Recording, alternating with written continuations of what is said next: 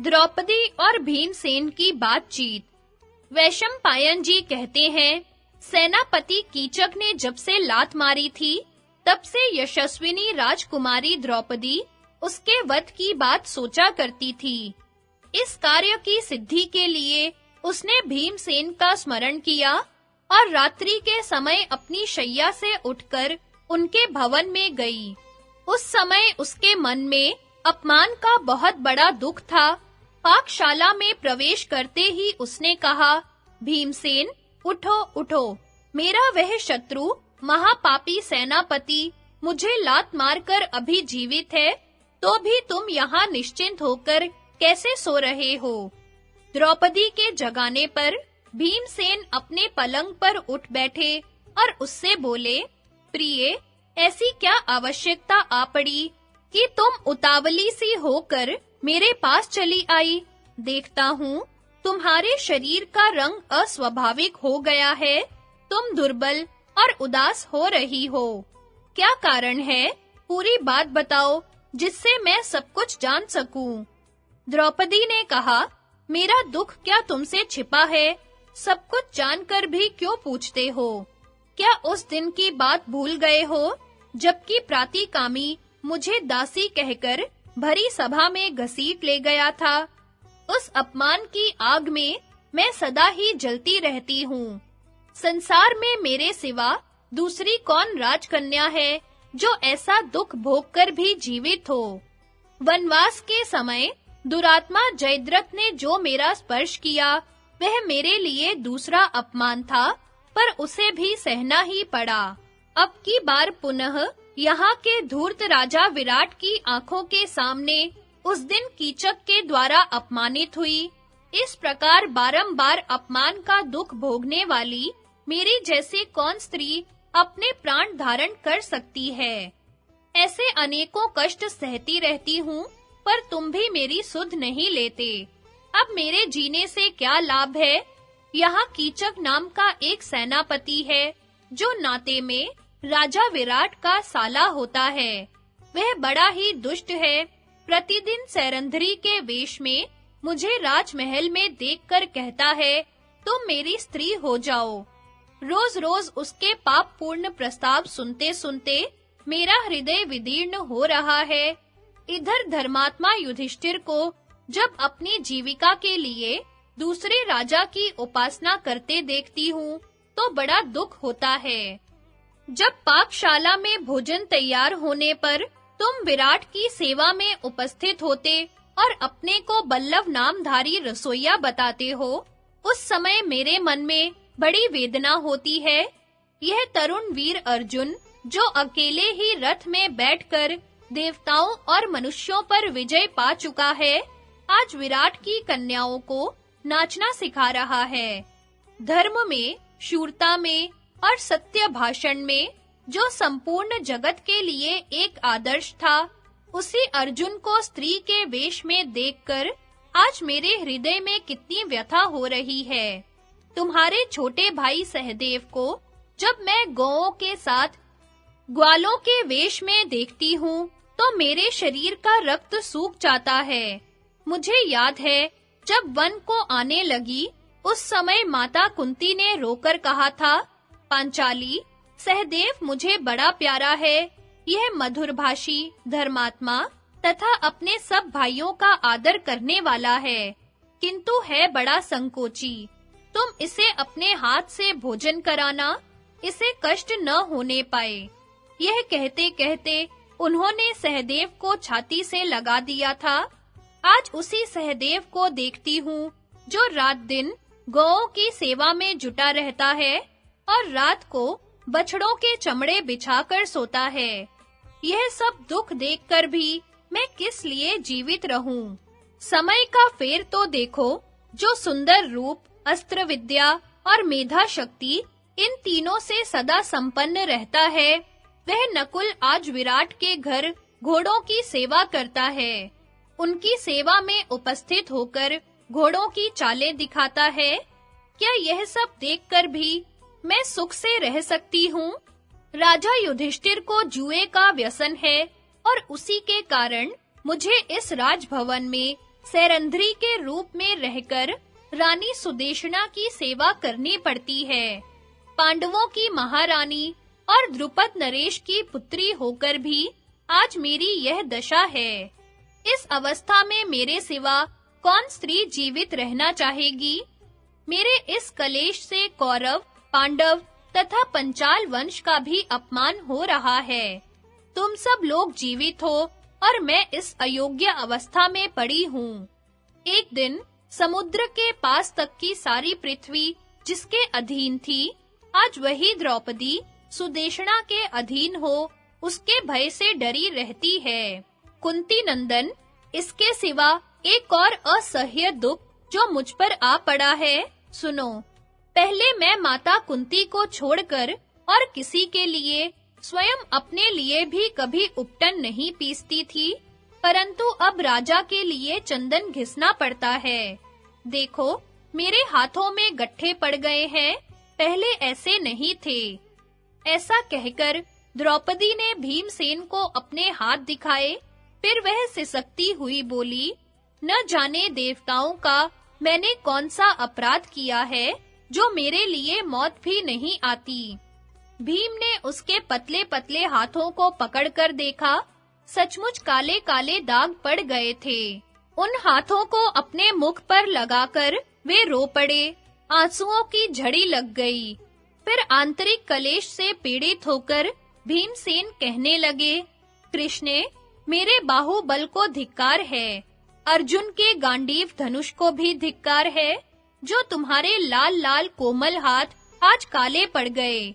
उस दिन सभा में मैं विराट का सर्वनाश कर डालता, अथवा ऐश्वर्य के मद से उन्मत्त हुए कीचक का मस्तक पैरों से कुचल डालता, किंतु धर्मराज ने रुकावट डाल दी।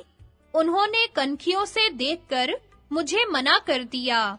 इसी प्रकार राज्य से च्युत होने पर भी जो कौरवों का वध नहीं किया गया, दुर्योधन, कर्ण, शकुनी और दुशासन का सिर नहीं काट लिया गया, इसके कारण आज भी मेरा शरीर क्रोध से जलता रहता है। वह भूल अब भी हृदय में कांटे की तरह कसकती रहती है। सुंदरी, तुम अपना धर्म न छोड़ो, बुद्धिमती हो, क्रोध का दमन करो। पूर्व काल में भी बहुत सी स्त्रियों ने पति के साथ कष्ट उठाया है। भृगुवंशी चैवन मुनि जब तपस्या कर रहे थे, उस समय उनके शरीर पर दीमकों की बांबी जम गई थी। उनकी स्त्री हुई राजकुमारी सुकन्या, उसने उनकी बड़ी सेवा की। राजा जनक की पुत्री सीता का नाम तो तुमने सुना ही होगा। वह घोर वन में पतिदेव श्री रामचंद्र जी की सेवा में रहती थी। एक दिन उसे राक्षस हर कर लंका में ले गया और तरह-तरह के कष्ट देने लगा, तो भी उसका मन श्री रामचंद्र जी में ही लगा रहा और अंत में वह उनकी सेवा में पहुंच भी गई। इसी प्रकार लोपामुद्रा ने सांसारिक सुखों का त्याग करके अगस्त्य मुनि का आगमन किया था। सावित्री तो अपने पति सत्यवान के पीछे यमलोक तक चली गई थी। इन रूपवती पतिव्रता स्त्रियों का जैसा महत्व बताया गया है, वैसी ही तुम भी हो।